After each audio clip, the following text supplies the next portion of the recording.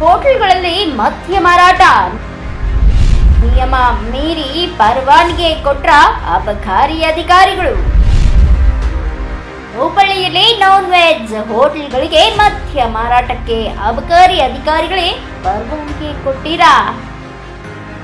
ಈ ವಾಣಿಜ್ಯ ನಗರಿ ಹುಬ್ಬಳ್ಳಿ ಮರಳಿ ಜೋಟಾ ಮುಂಬೈ ಹೆಸರು ತರಲು ಅಬಕಾರಿ ಇಲಾಖೆ ಕೊಡುಗೆ ಇದೆಯಾ ಎನ್ನುವ ಪ್ರಶ್ನೆ ಏಕೆ ಎಂದ್ರೆ, ಗಪೂರ್ಗೆ ಹೋಗುವ ರಸ್ತೆಯಲ್ಲಿ ನ್ಯೂ ಸಂಗಮ್ ಹಾಗೂ ವೈನ್ಸ್ ಸ್ಪಿರಿಟ್ ಬಂಕಾಪುರ್ ಸರ್ಕಲ್ನಲ್ಲಿರುವ ಅಕ್ಷಯ ವೈನ್ಸ್, ಸಿದ್ದಾರೂಢ ಮಠದ ಹತ್ತಿರ ಶೆಟ್ಟಿ ವೈನ್ಸ್ ಇವುಗಳ ಪಕ್ಕ ನಾನ್ ವೆಜ್ ಹೋಟೆಲ್ ತರ ಕಾಣುತ್ತಿದೆ. ಇಲ್ಲಿ ಊಟಕ್ಕಿಂತ ಸಾರಾಯಿ ಹೆಚ್ಚಿಗೆ ಮಾರಾಟವಾಗುತ್ತಿದೆ.